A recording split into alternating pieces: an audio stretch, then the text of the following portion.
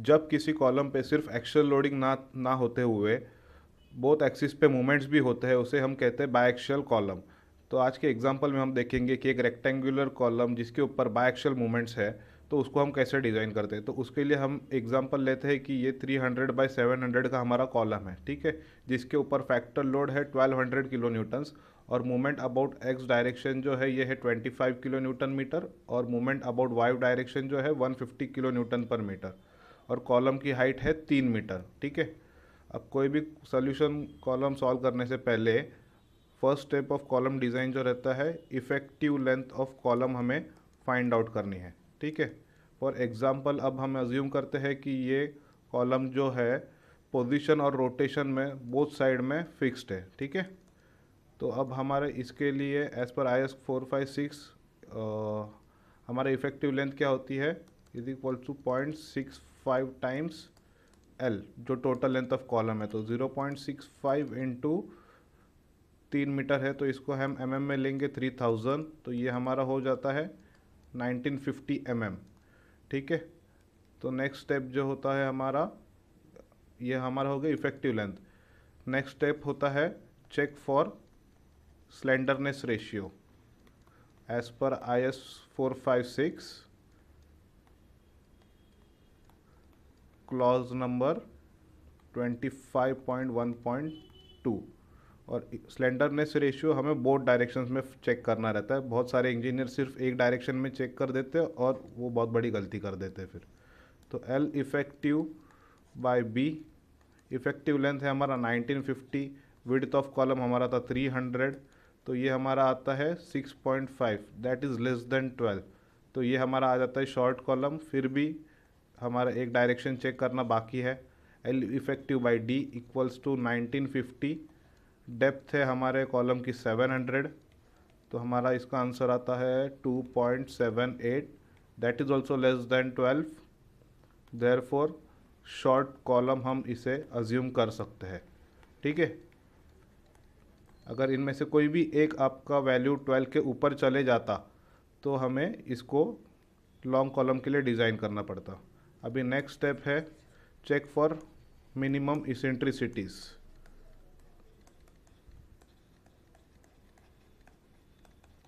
As पर clause 25.4। तो अभी इसेंट्रिसिटीज़ हमारी होती है दो डायरेक्शन में, ठीक है। अब एक तो रहेगी हमारी एक्स डायरेक्शन में इसेंट्रिसिटी, जो अपन इसको लेंगे, जो सॉरी ये रहेगा आपका ई मिनिमम अबाउट वाई डायरेक्शन, और ये ई मिनिमम इन एक्स डायरेक्शन। तो मूवमेंट हमारा ऐसे होता है। तो ये इसेंट्रिसिटी जो होती है ये हमारा लीवर हम एक्ट करता है, ठीक है। तो अब वापस आते हैं इस पर। तो e minimum in Y direction जो आएगा हमारा L unsupported length divided by 500 divided by B divided by 30। ये फॉर्मूला है क्लॉज 25.4 पे, ठीक है। तो लेंथ थी हमारी इफेक्टिव लेंथ 1950, 500 प्लस 300 जो विड्थ है हमारे कॉलम की divided by 30 equals to 13.9, less than 20 है, ठीक है। तो e minimum in Y direction हमें लेना होगा 20 कम से कम हमें 20 का इसेंट्रिसिटी तो डिज़ाइन के लिए कंसिडर करना ही है। तो ई मिनिमम इन एक्स डायरेक्शन अभी हम लेंगे L अनसपोर्टेड डिवाइडेड बाय 500। अभी यहाँ पे सिर्फ B की जगह पे आएगा आपका D, ठीक है। तो अनसपोर्टेड लेंथ जो है हमारी इफेक्टिव लेंथ है 1950, 500, डेप्थ है 700 कॉलम की डिवाइडेड बाय 30। ये सॉल्व करेंगे तो हमें आता है 27.23।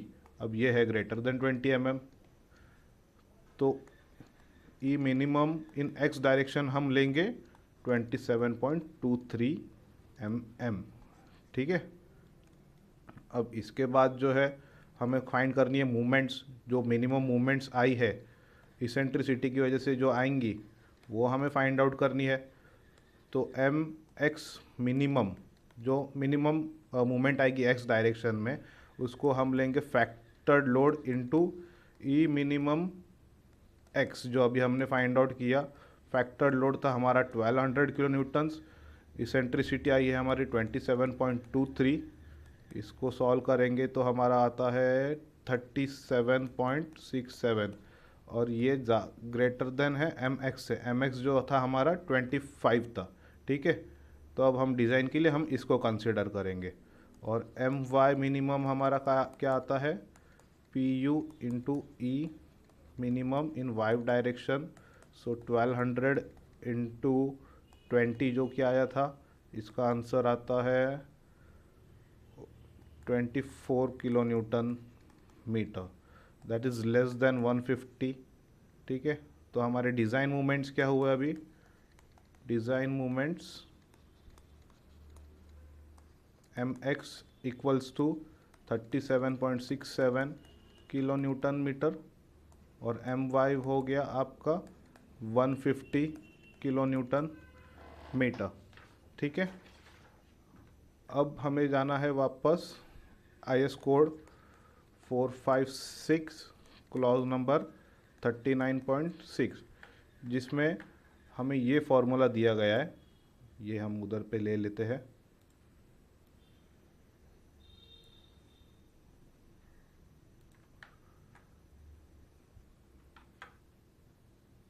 ठीक है, ये हमारा जो फॉर्मूला है बाई एक्सल कॉलम्स के चेक के लिए, M U X divided by M U X one raise to alpha N plus M U Y divided by M U Y one raise to alpha N should be less than 1.0, जो कि ये formula हमें इसमें दिया हुआ है। तो x क्या है हमारा, ये डिज़ाइन मूवमेंट, y क्या है, ये है हमारा डिज़ाइन मूवमेंट, x1 जो है हमें कैलकुलेट करना है, y1 जो है हमें कैलकुलेट करना है, और अल्फ़ा n क्या है, ये है P U upon P U Z. P U Z का फॉर्मूला हमें गिवन है 0.45 F C K into area of concrete plus 0.75 F Y into A S C, जो कि है हमारा एरिया ऑफ स्टील, ठीक है। और ये अल्फ़ा एन जो है, ये हमें इसका मैं आपको आगे ग्राफ दिखाता हूँ। अभी हम अज्यूम करते हैं कि हमारा है M25 ग्रेड ऑफ कंक्रीट और F Y 500, D dash by D covering column के लिए हम लेंगे 40 डिवाइडेड बाई, ये कितना था 700, सॉरी 700, तो इसका आंसर आता है हमें 0.5। अब हम यूज़ करेंगे SP16 अलॉन्ग विथ IS 456, ठीक है। तो as per SP16 page number 120 chart 35, तो ये चार्ट 35 जो है हमारा पेज नंबर 120 पे SP16 में, अभी हम इससे सॉल्व करेंगे। तो ये हमें देखना है P U upon F C K B D, ठीक है।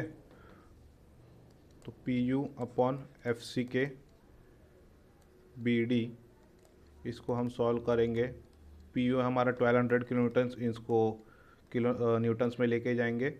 एफ सी के हमने कंसिडर किया 25, विड्थ है 300, डेप्थ है 700। इससे पहले मैं भूल जाऊँ, ये है हमारा, हम इसको सॉल्व कर रहे हैं एक्स डायरेक्शन में, तो b equals to 300, d equals to 700 mm, ये है एक्स डायरेक्शन के लिए b और d, ठीक है। तो इसको जब हम सॉल्व करेंगे तो हमें वैल्यू मिलती है 0.228, ठीक है। अब अज्यूम करते हैं इसमें area of steel is equal, sorry percentage of steel 1.5%, so P upon F C K is equal to 1.5 divided by 25 is equals to 0.06, ठीक है। अब हमने ये क्यों लिया, क्योंकि SP16 ये बोलता है P बाई एफ सी के वैल्यूज़, और हमने कंसिडर किया P U by F C K B D, 0.228 आया है हमारा आंसर, ठीक है। तो ये 0.22 समथिंग यहाँ पे आएगा हमारा वैल्यू, ये लाइन इधर पे आ गई, यहाँ पे टच हो रहा है ये 0.6 पे, इस पे हम मर्ज कर देते हैं तो अराउंड हमारी वैल्यू आ जाती है 0.165। ठीक है, ये होता है 0.1 2 3 4 5 6 7, ये दोनों के बीच में आ रहा है तो 0.165 लेंगे हम इसको वैल्यू। अभी M U upon F C K B D square की वैल्यू आ गई हमारी 0.165।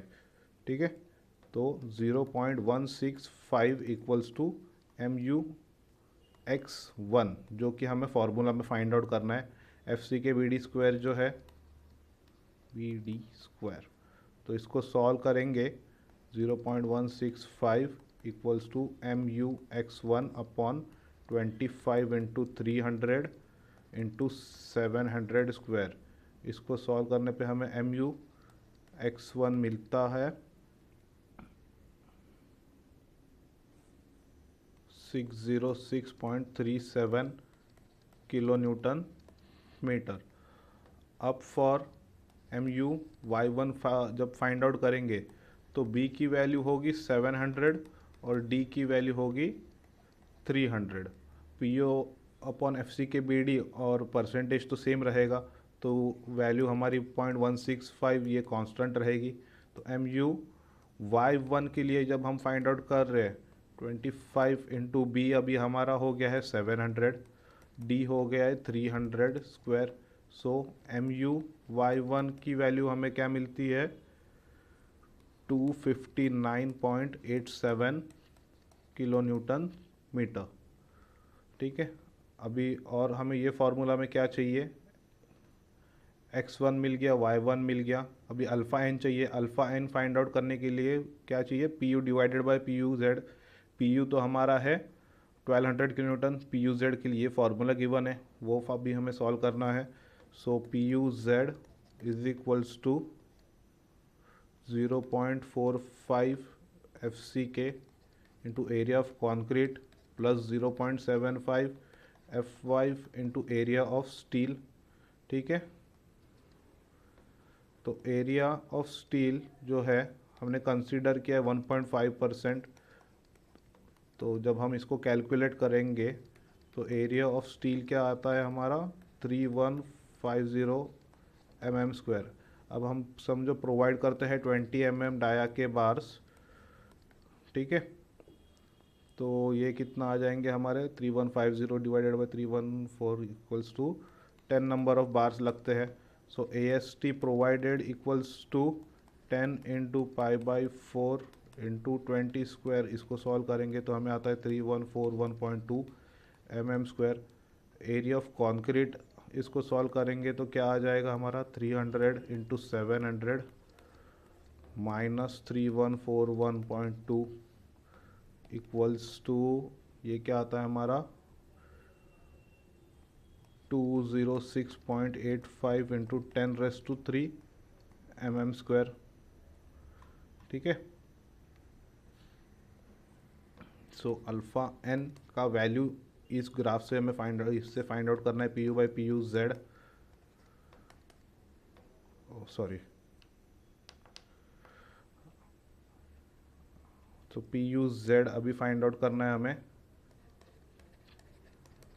0.45 इंटू एफ सी के 25 है, एरिया ऑफ कॉन्क्रीट हमने निकाल लिया 206.85 into 10⁻³ plus 0.75 into F5 into area of steel इस जो हमें प्रोवाइड कर रहे अभी वो डालेंगे।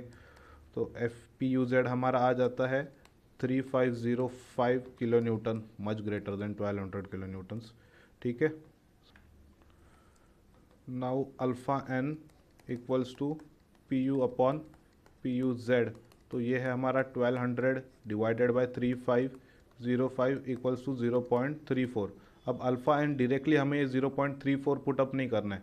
अब ये फार्मूला में देखिए अल्फ़ा एन की वैल्यू लीनियरली वेरी करती है 1 से 2 तक की। अगर 0.2 तक रहेगी तो 1, 0.8 के आगे रहेगी तो 2। ठीक है, अब ये ग्राफ से बनाना है हमें, तो ग्राफ मैंने यहाँ बना के रखा है। अभी हमारी वैल्यू क्या आई थी 0.34, जो कि ये इसके बीच में ये आ गया 0.24, 0.26, 0.28, सॉरी हाँ, तो तो यहाँ पे हमारी वैल्यू आ जाती है 0.34, यहीं पे करीब आ जाएगी। इसको हम सॉल्व करेंगे तो ये दिख रहा है आपको 0.4 के करीब जो दिख रही है, जो मतलब हमारा 0.34 का वैल्यू है, और अल्फ़ा एन आएगा हमारा 1.33। ठीक है, तो अब ये अल्फ़ा एन की वैल्यू क्या आ जाएगी हमारी, अल्फ़ा एन इक्वल्स टू 1.33। अब हमको ये सॉल्व करना है फॉर्मूला एम एक्स जो कि था हमारा 32.67 divided by M U X one that is 606.37 जो हमने कैलकुलेट करी है, divided by alpha raise to 1.33 जो है alpha N, plus M U Y divided by M U Y one जो है 259.87 रेस टू 1.33। ठीक है, इसको सॉल्व करेंगे तो इसको वैल्यू आती है 0.0205 प्लस इसको सॉल्व करने पे 0.4814, उनका टोटल करेंगे तो आ जाएगा 0.5019, that is less then 1, therefore safe. अब कॉलम के लैटरल टाइज हमें डिज़ाइन करने हैं। हम अज्यूम करते हैं 8 mm डाया बार। तो फर्स्ट कंडीशन जो रहती है that is least lateral dimension, हमारे केस में कॉलम की है 300 mm। ठीक है, सेकंड है 16 time of longitudinal diameter of the bar, तो वो है 16 इंटू 20 mm का बार यूज़ किया है हमने, दैट इज़ 320 mm।